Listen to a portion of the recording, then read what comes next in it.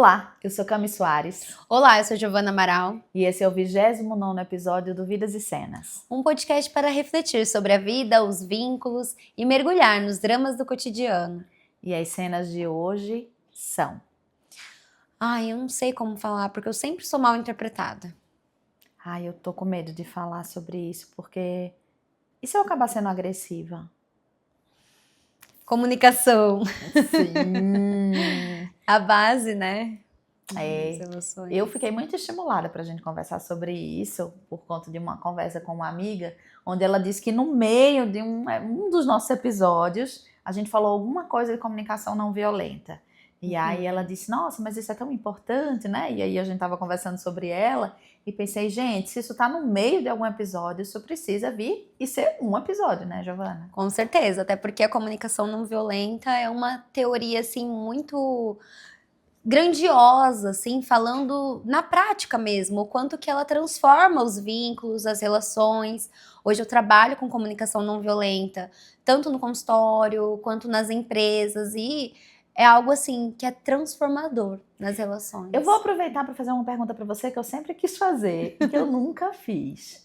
Como é que começou esse teu interesse por estudar essa área específica da comunicação não violenta? Porque eu sei que você estuda e trabalha com isso, né? Eu não sou grande estudiosa dessa temática, Sim. claro, eu ouvi falar, eu li alguma coisa. Hoje em dia não tem como, né? Eu acho que a gente ser psicólogo e não ter algum conhecimento dessa área. Mas eu sei que você é uma pessoa que estuda isso, né, Gi? Sim. Então, conta pra gente, como é que começou isso tudo aí? Começou desde quando eu nasci, eu acredito, porque eu vim de um lar que não tem comunicação, né? Não tinha comunicação e tudo era muito difícil, sempre teve essas más interpretações, ou era muito quieta porque não podia falar, enfim. Então, desde pequena, eu sempre tive muita dificuldade em me expressar dentro da minha casa, né? Porque eu não sabia como meu pai... sempre tive uma boa relação com a minha mãe, só que eu nunca sabia como meu pai iria reagir ao que eu falasse. Então eu sempre tive que tomar muito cuidado, porque eu não podia brincar com meninos, eu não podia conversar com meninos. Tinha aquela coisa, sabe, bem conservadora. E aí sempre era um desafio eu falar qualquer coisa. Porque eu sempre achava que eu poderia estar errada, que eu poderia ser mal interpretada, que meu pai poderia entender outra coisa, enfim. Então sempre tive esse receio do que falar e como falar.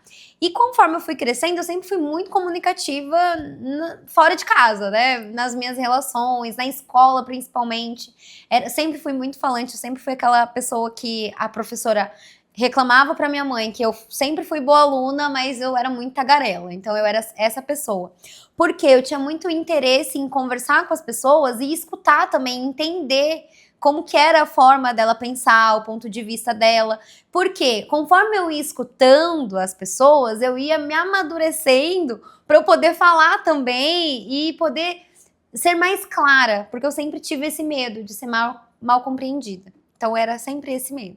Então, esse interesse por comunicação nasceu da minha dor mesmo, da minha dor em poder comunicar e fazer com que as relações sejam mais simples, porque eu sempre percebo que nos vínculos, principalmente amorosos, é uma dificuldade de comunicar para o outro o que está sentindo, o que está acontecendo, enfim. Então, sempre com essa percepção e pela falta do diálogo, o quanto que as relações elas vão se desgastando, muita briga na minha família, quem tá aí da minha família tá assistindo aí, ó, eu vou falar, Giovana expondo. Giovana abrindo o coração, gente, é a história. Mas é isso, então a minha família sempre foi muito alvoroçada, todo mundo muito intenso, enfim. E são coisas tão simples que eu olhava e falava, não é possível que não tem outra forma de resolver, minha gente. Então, aí foi isso. Aí quando eu fiz psicologia e tudo mais, sempre estudei as emoções, como que era o funcionamento psicológico de cada pessoa e blá blá blá, enfim, né? Aí eu conheci comunicação não violenta, acho que foi no meu 3º ano de faculdade. Falei, caramba, é isso que eu preciso. Eu preciso estudar isso para eu aprender a me comunicar e aprender a me posicionar. E tanto que foi uma virada para mim, porque eu comecei a debater mais com o meu pai, por exemplo. Comecei a falar mais o que eu queria. Por quê? Até então, era um sacrifício, Camila, para eu sair de casa. Com 18 anos, eu tinha que pedir, explicar Mas pelo fato de você ser mulher? Aí já casa até com o episódio anterior, né? Do quanto que... Questão de gênero, né? Sim. E aí tá. Aí foi que eu comecei a me posicionar, eu comecei a pedir, porque era assim, eu queria sair de casa, 18 anos, tá, gente? Não era nenhum adolescente, não. Tava indo pra vida adulta já. Eu tinha que falar pra minha mãe, eu tenho tal festa pra ir, tal, então como que a gente pode fazer? Aí, às vezes, eu inventava uma desculpa pro meu pai, pra que não era, que eu tinha que fazer um trabalho na faculdade, aí eu precisava dormir em Prudente, que era a cidade vizinha. Então, assim, sabe quando eu tava cansada disso, sabe? Que aí você saco! pensa, não, eu tenho que encontrar um jeito de conseguir comunicar a verdade pro meu pai. Foi isso. E aí, quando eu conheci comunicação não violenta, eu lembro até hoje que eu ficava treinando como que eu ia... E foi isso, sabe? Foi desenrolando. Muito psicodramático isso, né? E você nem conhecia o psicodrama ainda. Ou já conhecia? Não conhecia ainda, não. No terceiro eu comecei a conhecer no terceiro ano, mas não tinha a ver, não. Era uma coisa... Gente, eu tô falando que é psicodramático, porque dentro do psicodrama, acho que a gente já falou em outros episódios, mas eu vou repetir aqui. A gente tem uma técnica, né, que se chama roleplaying, que é uma técnica de treino ali, de um papel específico. Então, Giovana ficou treinando comunicação não violenta no treino do papel de filha, para poder conseguir se comunicar com o pai, né? E foi quando eu comecei a me posicionar. E aí eu li aquele livro, eu lembro que eu engoli, sabe, assim, foi bem uma leitura Fala bem... qual livro? Gente, Comunicação Não Violenta do Marshall Rosenberg, não sei pronunciar muito bem, mas é um livro que tá toda a explicação da teoria dele, da prática dele, e é interessante que ele trabalha com mediação. Então, a necessidade da criação dessa teoria foi porque ele também vivenciou uma dor na casa dele, de não poder comunicar e principalmente de levar essa comunicação para os filhos dele. Porque ele percebia que tinha um distanciamento como um ser superior e aí gerava uma barreira. E foi muito interessante porque a história, sabe quando, caramba, isso faz muito sentido para mim? Então Então a leitura foi muito leve, assim, e eu fui já colocando em prática comigo mesmo. E foi onde eu consegui me posicionar melhor. Mas consegui me posicionar melhor. Ainda não conseguia me posicionar tão...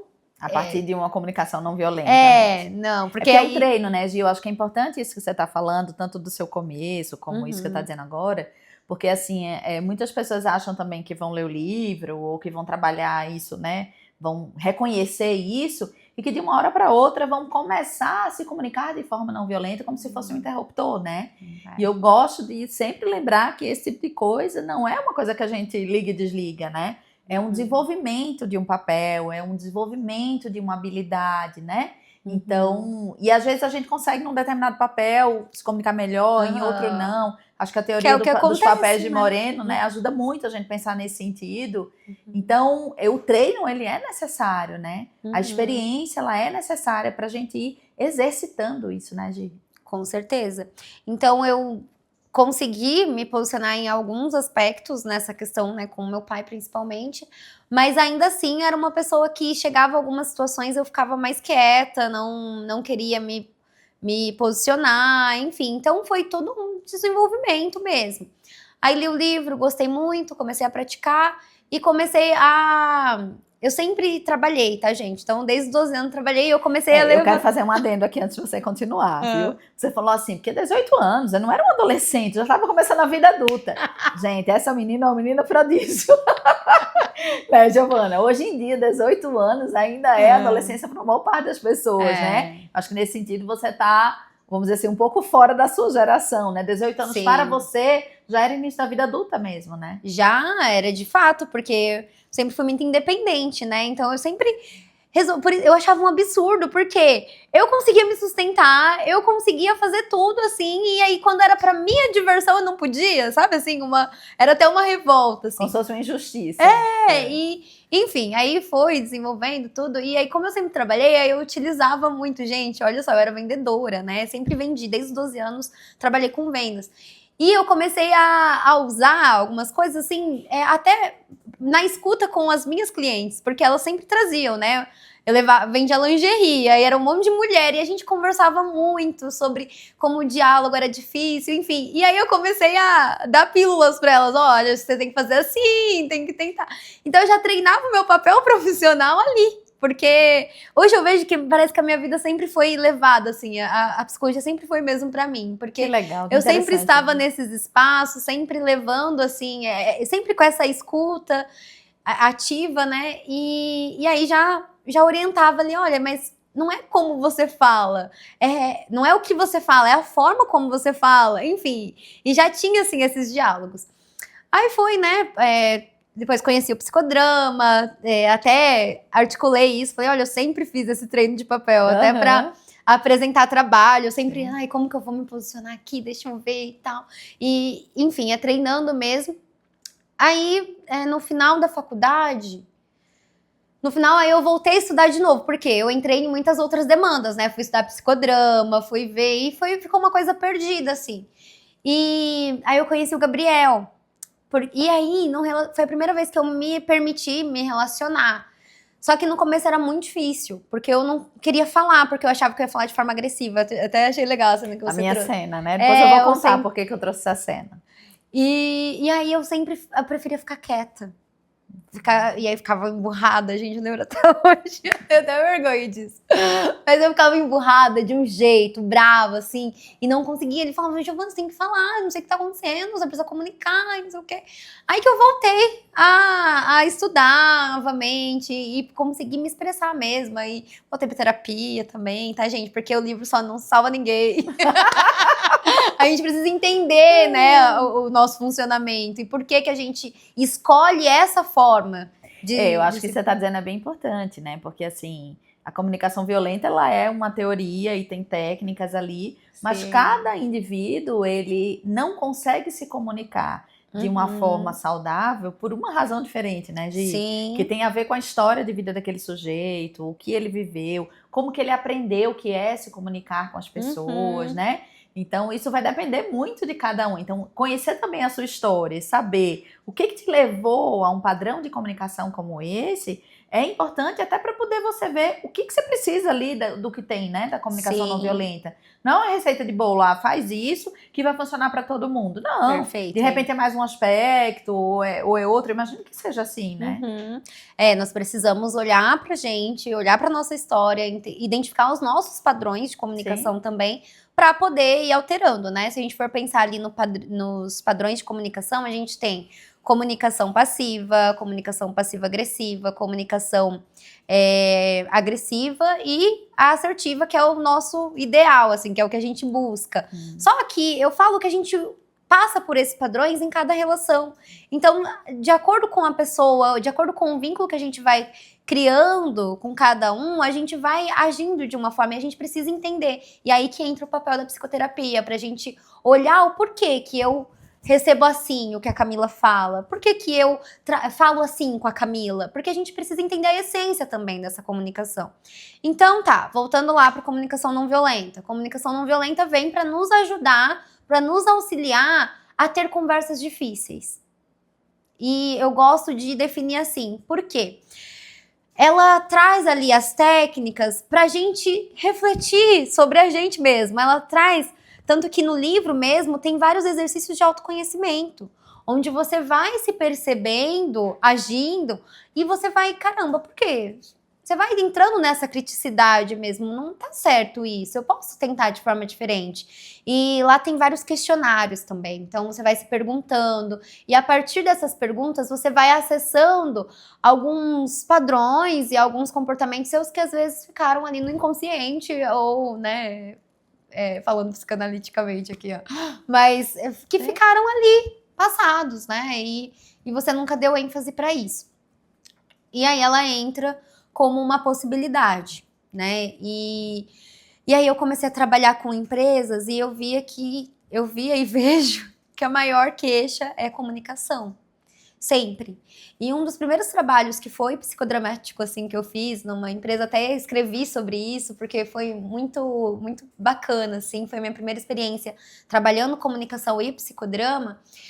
Foi quando aconteceu um conflito e eu ouvi esse conflito de forma individual, só que eu levei para o grupo. A gente reuniu a equipe e eu falei, olha, se vocês me permitem, eu vou trazer aqui a situação. E aí a gente fez ali um roleplay de como foi. Não, a gente voltou ali, viu como foi E a partir do que eu trouxe de comunicação não violenta, a gente transformou. Como que poderia ter sido essa situação? E eu lembro até hoje que era num restaurante, e aí a gente trabalhou ali como que estava na pressão do trabalho, e como que eu vou parar e lembrar da comunicação não violenta? É possível? Então a gente vai respirar, a gente vai entrar em contato com o que a gente está sentindo, como que eu vou abordar, como que o outro vai escutar, enfim. Então eu acho que tem muito da intencionalidade também, né? Com certeza. Se você intenciona que você vai começar a desenvolver algum aspecto seu de comportamento, né, que você vai mudar algum padrão seu de comportamento, eu costumo dizer em sessão que isso fica como pano de fundo. Tipo, você vai para sua vida, mas você está carregando ali como pano de fundo essa intencionalidade desse tipo de exercício. E aí a gente lembra, né? Lembra por quê? Porque aquilo está acompanhando a gente, né? A gente saiu da porta do consultório ou saiu da porta do trabalho, né? Da psicóloga organizacional, e isso vai junto com a gente, né? Sim. Eu trabalho com casais e família, né? E também essa é uma das temáticas principais. Né? É a dificuldade de comunicação e essa técnica que a gente usa, o roleplay, ela é essencial nisso, né? Sim. E aí, nesse dia, a gente fez ali o roleplay de como poderia ter sido falado. E aí, no final, eles se emocionaram. E aí, eles se abraçaram assim e falaram: nossa, por que a gente briga tanto, né? É tão simples. E aí foi assim, pra mim, foi aquela coisa assim, não por mim, mas ver o quanto que funciona. Se a gente parar e pensar um pouquinho, as coisas vão para um lugar melhor, né? Caminham da melhor forma. Essa cena que eu trouxe hoje, né, tem a ver com, assim, acontece muito em consultório. Quando eu estou trabalhando com algumas pessoas, elas trazerem isso, a dificuldade de ir para uma conversa mais difícil, como você disse, né? Justamente por medo, não da agressividade do outro, mas com medo da própria agressividade, né? E aí eu acho que eu vou fazer só um adendozinho para a temática que eu queria trazer aqui, que é da raiva, que assim, acho que a raiva é um sentimento que não é muito validado e muito bem reconhecido na nossa sociedade, né? Muitas vezes ele é tratado como um sentimento que ele deve ser anulado. Só que ele é um sentimento humano, como tristeza, como alegria, como qualquer outro, né?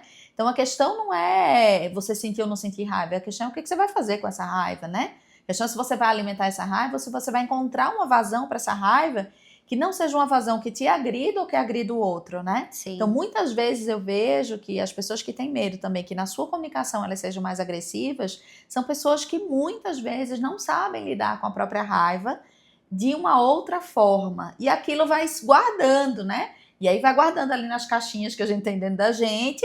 E aí vai ficando de um tamanho que quando algo me cutuca, e às vezes é a fala do outro que me cutuca, né? Ou é uma situação, aquilo sai de um jeito meio desgovernado, assim, eu não tenho muito controle sobre aquilo, né?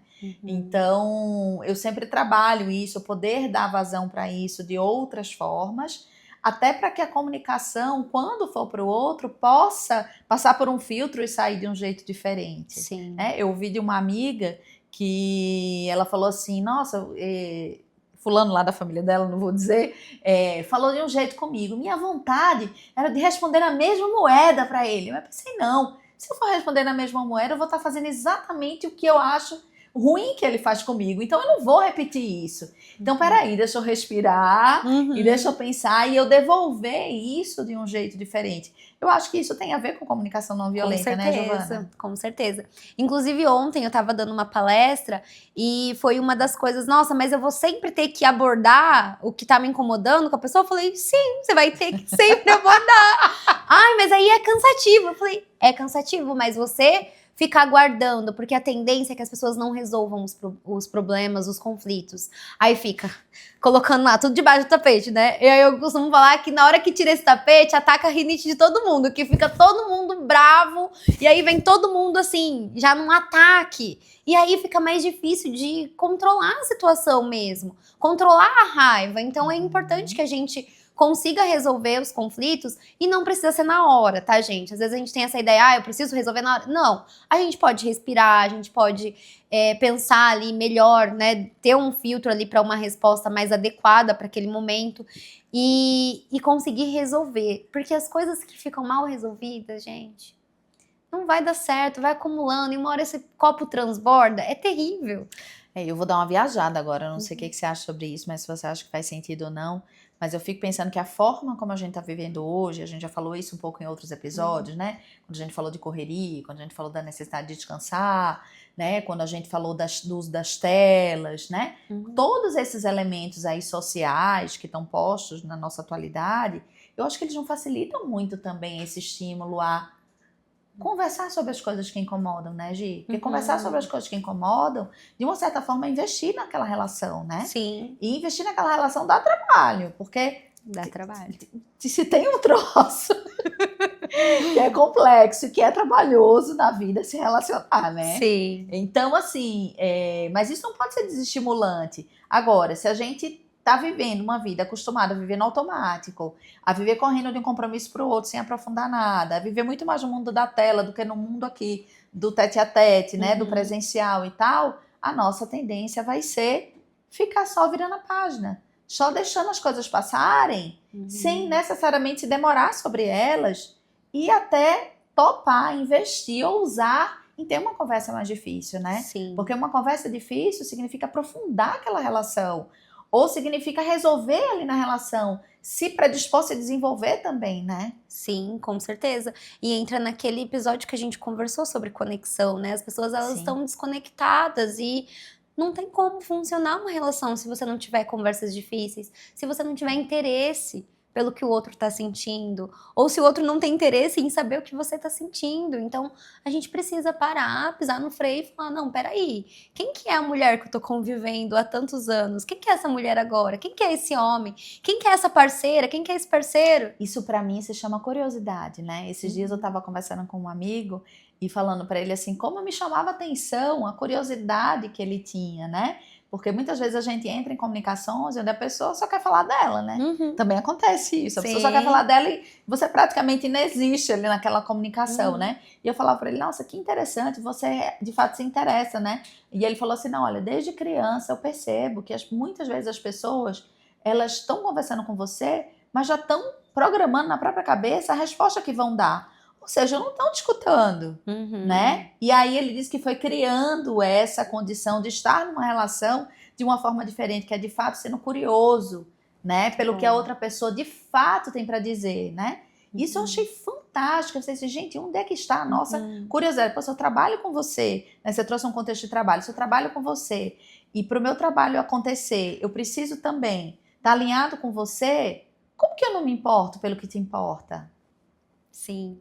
E sabe que essa questão da curiosidade, eu sempre falo que para um relacionamento dar certo, precisa ter essa curiosidade. Porque a gente muda o tempo todo, né? A gente muda de ideia, a gente muda de opinião. E se eu não sei quem é a pessoa que eu tô correndo do lado, e aí? Né? Poxa. E é manter a curiosidade. Acho que a gente falou isso lá no começo aqui, né? Que é manter a curiosidade, né? Porque a curiosidade inicial, ela existe. Isso até é uma coisa que alimenta, né? Ali no começo.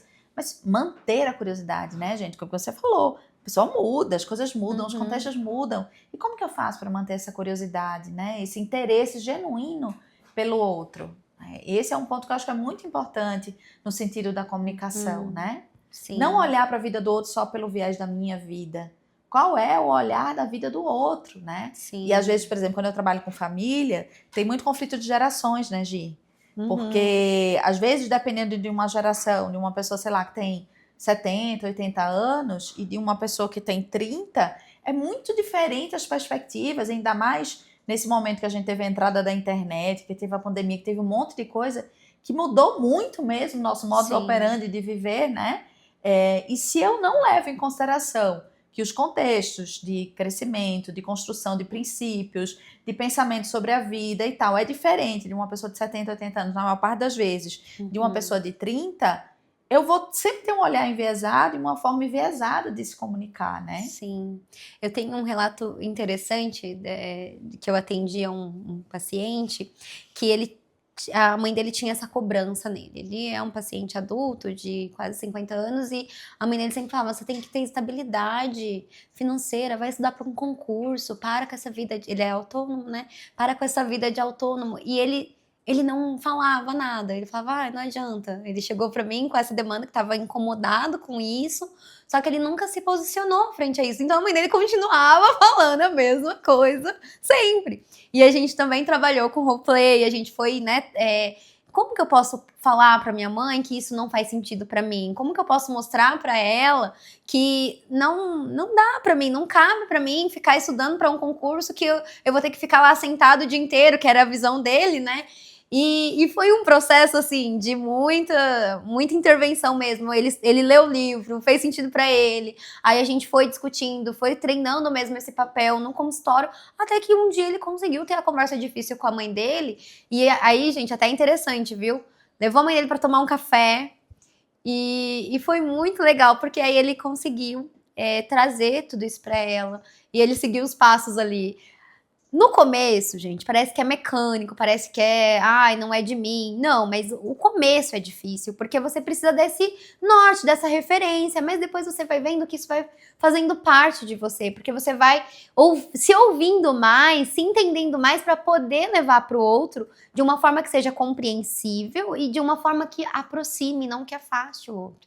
Eu fico pensando dentro dessa cena que você trouxe, né, Gi, que é a compreensão de contextos, como a gente trabalha no psicodrama, né, do contexto social, do contexto grupal e do contexto individual, né, onde cada indivíduo está inserido nesses contextos. Isso é muito importante também, porque para ir comunicar não é só sobre a forma como você vai comunicar, mas também eu preciso comunicar para minha mãe, né, que não faz sentido para mim, considerando que faz muito sentido para ela, porque dentro do contexto dela, da vida dela, né, onde ela foi criada, foi o que ela aprendeu, era o que fazia sentido para ela. Então, quando ela tá falando isso para mim, ela tá falando com a maior boa vontade do mundo, ela tá dando o melhor dela, que é o que ela considera que aquilo é o melhor para mim, dentro do contexto dela, né? Então, nesse sentido, eu realmente acho que é muito feliz esse casamento aí do psicodrama, né? Com que você está trazendo de comunicação não violenta, porque esses aspectos todos que o psicodrama ele lança à luz são importantes quando a gente está falando de comunicação de duas pessoas que vêm de dois mundos diferentes, né?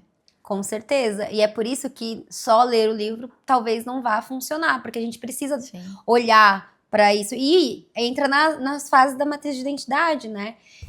Eu me reconhecer o outro para poder inverter. Tanto que em uma das nossas sessões a gente fez... Nossa, daria até para escrever sobre esse caso. Em uma das nossas sessões a gente fez uma inversão de papéis, onde eu entrei no papel dessa mãe para gerar essa aproximação. Porque às vezes, ali no papel de mãe, às vezes estava difícil de ele entender que era o que ela aprendeu, entender que era a preocupação dela. E foi assim, caramba, é verdade, olha, isso aí que a minha mãe sente. Sabe? Então, é olhar para para como que o outro, por que o outro tá defendendo esse ponto? Porque ele aprendeu assim, então não é assim que a gente vai convencê-lo. E comunicação assertiva não é convencer o outro da sua ideia. Não, gente, é você conseguir colocar o seu ponto e conseguir colocar também que você não concorda com o ponto do outro, mas tá tudo bem, porque desde que não tenha relação com violência ou algo que vá afetar, né, a integridade da pessoa, é o ponto do outro. Então, é isso. Hoje de manhã, eu, enfim, tava numa comunicação com a minha mãe, né, e sobre um evento do meu filho, que eu vou, e que eu queria que ela fosse comigo e tal. E aí, ela me escreveu assim, olha, eu não vou pro evento porque eu não me sinto bem e eu espero que você compreenda. E eu recebi aquilo e fiquei, né, primeiro tomei o choque, porque assim, poxa vida, mas eu queria tanto que ela fosse comigo, e me deu uma leve sensação de me colocar naquele lugar da pobre menina que foi rejeitada, né? E que, enfim, tem a ver com as minhas histórias, né, gente?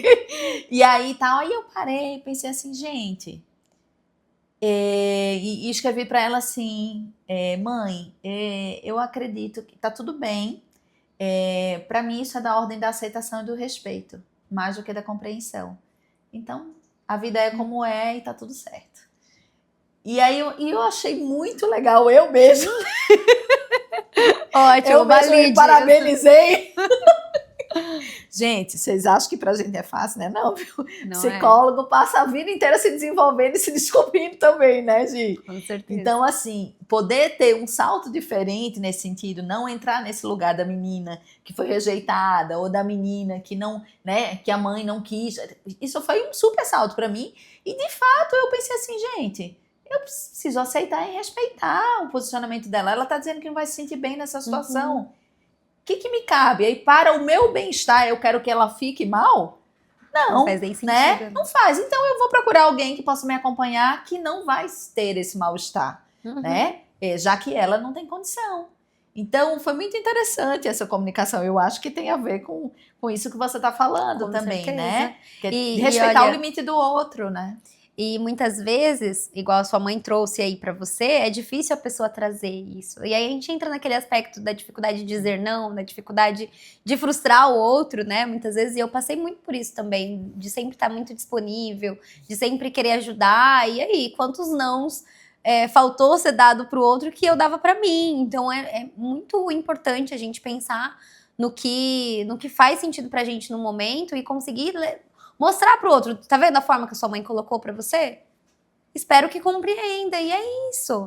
E muitas vezes, né, Giovana, o não que a gente não dá pro outro e que a gente acaba dando pra gente, a gente cobra lá na frente, né? E aí, cobra sim, gente. Às vezes a gente diz sim pra uma coisa e acaba se incomodando, se machucando, se desrespeitando, se ferindo, mas por escolha nossa, não do outro. A gente que disse sim, né? Só que lá na frente, em outras situações, a gente acaba levando isso pro outro, sendo mais agressiva ou cobrando uma coisa a mais. E o outro nem tá sabendo, porque você disse sim. Então, pra ele tá tudo certo, né? Então, também é importante olhar isso, né? Como quando eu digo sim, quando eu digo não, o que tá em jogo ali, né? Com certeza. É isso. Pegando ali, voltando um pouquinho da fala do seu amigo, né? Que você falou da curiosidade dele, que ele presta atenção, que ele escuta e que ele percebe que às vezes as pessoas já ficam articulando uma resposta. Eu sempre faço uma pergunta, assim, nos meus treinamentos ou quando estou em algum trabalho, que é assim: você escuta para responder ou para entender? Porque muitas vezes a gente não entende o que o outro está trazendo. E porque a gente já está articulando uma resposta. E é justamente o que ele trouxe. Que às vezes a pessoa já está ali com uma resposta pronta de... Às vezes nem é por uma conversa difícil, mas nas conversas cotidianas mesmo, a pessoa já está ali com um discurso pronto, algo ali programado. E, poxa, qual que é a essência, né? Como que tá essa escuta? E a comunicação não violenta traz muito disso também. Tanto na psicologia, né? A gente tem ali a escutativa, do quanto que é importante. A gente tem 2 ouvidos, né, gente? Não é à toa, né? Que é pra gente escutar mais do que falar. Então, seguindo isso, né? Escutando na essência, entendendo, buscando compreender o outro. E nem sempre é fácil compreender o outro. Mas é possível. Então a gente tem que escolher as nossas batalhas, né? Tem batalhas que vão ser mais tranquilas depois que a gente consegue sensibilizar mesmo esse olhar. E então, escutar para entender e não para responder, hein? Adorei isso, hein? Adorei isso. E eu acho que isso deve ser muito mais desafiante. Eu acho que a gente já falou isso também em outros momentos, quando a gente tá falando de casamento e tal. Quando a gente, fiquei pensando agora em empresa familiar, né? Ou numa empresa onde você já tá com aquele parceiro de trabalho há muitos anos, que tem essa lógica do pressuposto de que eu já sei quem é essa pessoa, né? E esse julgamento do que eu já sei quem é essa pessoa, já sei o que ela pensa, já sei o que ela faz, muitas vezes leva a gente a não ter essa curiosidade e escutar para responder, e não para entender o outro, né? Sim. E na comunicação não violenta tem os 4 passos básicos, né? Que é a observação. E eu acho o máximo que essa observação é para você aprender a observar sem julgamentos. Então, por exemplo, se esse exemplo até tá no livro, eu acho. Por exemplo, você chega na sua casa, seu marido tá deitado no sofá, e você já fala: você é folgado, não lavou a louça. Enfim. Aí, como que seria o sem julgamento? Olha, eu cheguei em casa e vi que você tá deitado e a louça tá ali na pia. Aconteceu alguma coisa? Eu não estou generalizando. Porque quando eu falo isso pro meu marido, pro meu parceiro, tô dando exemplos aqui, tá, gente? Se eu falo isso, o que eu faço? Eu afasto ele. Não tem uma conversa, ele já vai. Como que a pessoa recebe isso? E se a pessoa tá cansada? E se a pessoa passou por um dia difícil? E se a pessoa, sei lá, Isso qualquer muitas coisa. vezes gera um tipo de comportamento assim, já sei que você é chamado de folgado mesmo, já vou ficar aqui mesmo, né? É isso. Então, Esse é o primeiro passo. que é a observação. Observação. Observação, que é sem julgar. Então, não é as coisas não são como você tá querendo já generalizar ou como você tá querendo definir. Vamos, criança faz isso, gente. A criança não vai falar assim, nossa, o papai foi folgado, a mamãe foi folgada. Vai falar, nossa, a mamãe hoje ficou deitada no sofá. Você falou de criança, vou fazer só um intervalinho para dizer assim, que muitas vezes quando eu faço trabalhos com psicodrama em grupo, eu gosto muito de trazer essa figura da curiosidade da criança, né? Porque a gente vai perdendo essa capacidade, né? De ficar curioso com o ambiente, com as pessoas, com as coisas, com as sensações, com os cheiros, né? Com tudo. Então, reativar essa curiosidade da criança é um bom caminho para poder, né, trabalhar tudo isso que a gente está dizendo. Tá, e qual é o segundo passo? Estou curiosa. O segundo passo é sentimento. Entender como você está se sentindo. Eu ver a pessoa lá deitada no sofá na hora que eu chego do trabalho, me faz sentir o quê? Porque se eu tô sentindo raiva, se eu tô sentindo frustração, possivelmente o que eu vou falar não vai ser da melhor forma. Então, eu nomeando esse sentimento, eu falando pra mim mesma e me localizando do que tá acontecendo dentro de mim, eu vou ter uma resposta mais assertiva para aquela situação. Então, o segundo passo é o sentimento. Entender como você tá se sentindo. O terceiro passo é entender a sua necessidade. O que você precisa. O que você precisa, tá? Você viu que a pessoa tá lá deitada, você chegou do trabalho, você tá se sentindo frustrada. Mas o que você precisa nesse momento? E aí a gente vai dando nome às coisas, né? Porque, poxa, eu tô me sentindo assim e eu preciso disso. Então, assim, com esse espaço, eu vou conseguir articular melhor o quê? O meu pedido. Que aí eu vou aprender a pedir. Por quê? Se eu vou na acusação, se eu vou no ataque, eu não vou conseguir o que eu quero, eu vou ficar mais nervosa, eu vou ficar estressada, eu vou me desgastar por algo que poderia ser simplificado. Adorei. Menina, tô tendo uma aula aqui hoje, viu, gente? Então, a gente passa por esses passos e quando a gente vai direcionar o pedido, a gente pode até treinar. Aí entra o psicodrama, que é o que eu uso, né? Que eu falo, não, então eu já acessei tudo isso. Respirei, fui lá no espelho, adoro o espelho. E vou falar, vou me responder o que eu preciso nesse momento e como que eu posso pedir isso. Entender que pedir não é se colocar para baixo, né, Gi? Que pedir não é nada disso, né? Muito que pelo pedir contrário. é muito pelo contrário, é você conseguir se fortalecer ao ponto de você dizer para o outro, né? Eu acho que é um exercício de entrega também, né? Você saber pedir. Muito legal. Muito bom, gente. Ó, episódio, ó, nota 10. É isso? É isso. Comunicação não violenta.